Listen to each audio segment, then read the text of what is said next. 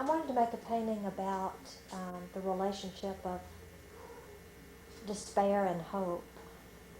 I don't exactly know how that relationship works, but I know it's there.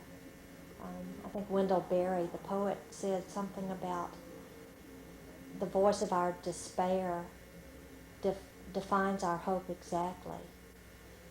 And something else I recently read talked about how obstacles define our desire. And basically that's what this work set out to explore. It was really sad to cover up the painting underneath, but in a way it was like depression. That's how it acts. It denies or spoils or kills the very stuff that's good. And then I had to, in this work, just like in a period of depression or despair, work very hard to reclaim something valuable. I don't know if it's finished.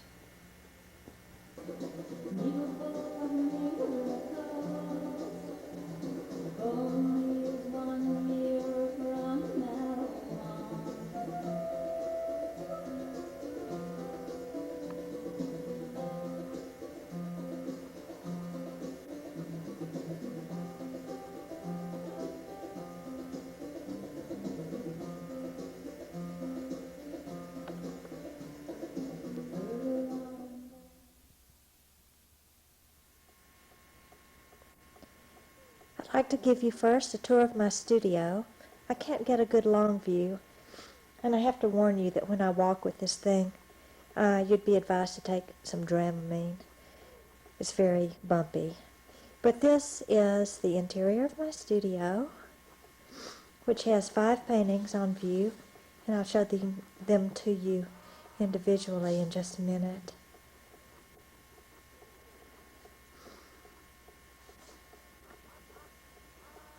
This large one, I can't get the full image into the lens. Let me back up and do the best I can. The central image is from the Chapel of the Kings at the Metropolitan Cathedral in Mexico City. And that cathedral is the oldest and largest in the hemisphere, I think. And on the left, maybe you can see it, I'm not sure, there's a lot of glare coming in from the skylights. But on the black panel on the left are 3 horizontal bands, black on black. You can see them a little better on the right. 3 broken horizontal bands. The 3 bands on the left are the symbols from the I Ching for heaven, and the 3 broken bands are the symbols for earth. And I entitled this work, Invoke All Available Gods. I feel like we need all the help we can get. It's 5 feet in height by 13 feet, and it's acrylic and enamel. This painting is called Todo, T-O-D-O, Spanish for everything, because it includes everything. Red, yellow, blue, black, white, curved lines, references to nature, straight lines, mechanical, formal, modernist, non-nature. And it is identical in theme to a painting that's not here in my studio that I'll try to videotape at a later time, called Kitten Caboodle, which also contains everything, but in a slightly different way. This is the most recent painting I've done. It is called Painting for Mourning, M-O-U-R-N-I-N-G, Painting for Mourning, M-O-R-N-I-N-G. And in this painting, I set out to explore the relationship of despair and hope. It's 5 feet square. These 2 paintings have the same title. The one I did first, about a year ago, right at the time of the Gulf War, is entitled Natur Mort, number 1. Natur Mort meaning still life, but also, I guess in a translation would be dead nature. And I was inspired, I guess you'd say, to do this painting when I heard on the news that the concession for Yosemite National Park had been sold to a Japanese corporation. And my response was to ask, is nothing sacred? Meaning sacred from the marketplace. And of course the answer is no, nothing is. So I quite simply just wanted to do a piece that posited nature versus commerce. And I used the universal barcode as the symbol, the black and white pattern that we see all the time, and the border, like a border of a medieval tapestry, refers to nature. And in the central square, where in a tapestry there would be a very lyrical landscape, I have that new landscape, the image we share maybe more than any other image. And this painting is another way of expressing the same theme, just a different format.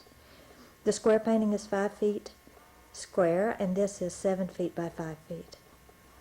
I tend to work with a 5-foot format, I think because that's my size. And I like to sort of enter into a dance with my work. I don't feel like I'm bigger than it or dominating over it, and it doesn't threaten me. We're sort of equal partners. Now I'll take you into the big room so you can see another body of work that's quite different.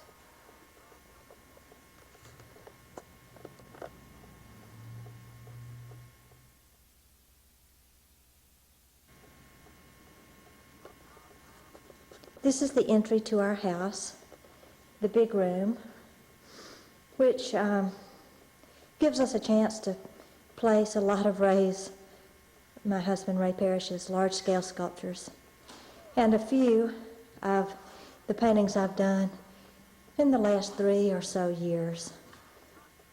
The light is very uneven here.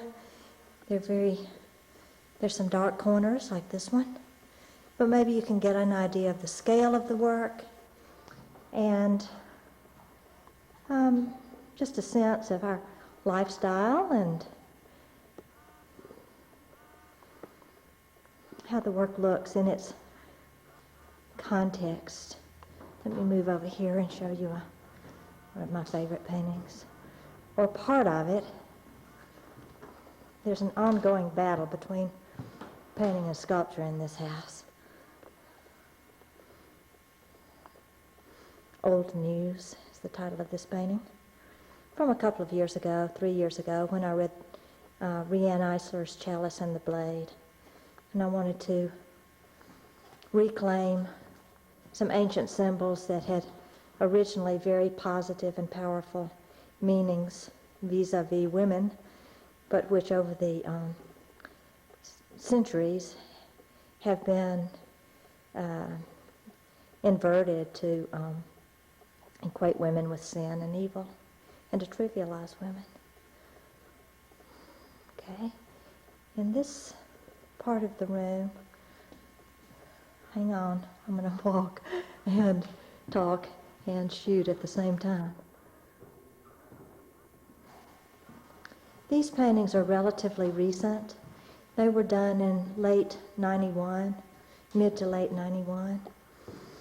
I'm real interested in pure theory. I'm interested in change, how change occurs, and what that signifies to us as individuals and to us as society.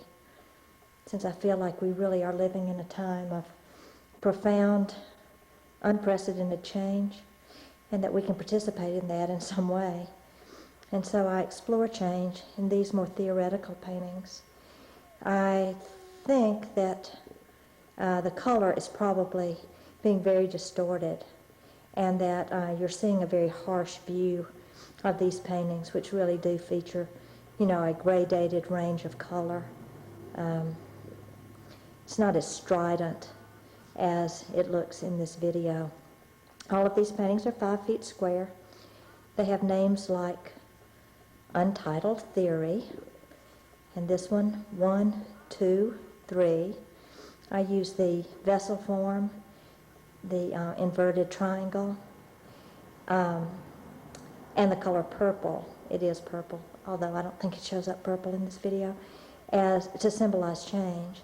And then in this painting, which is really the purest exploration of that idea, a painting that I call How I Hope, I meditate on change as it goes from brass or earth base metals through the color purple, which in this shot may show up very, very dark, almost black.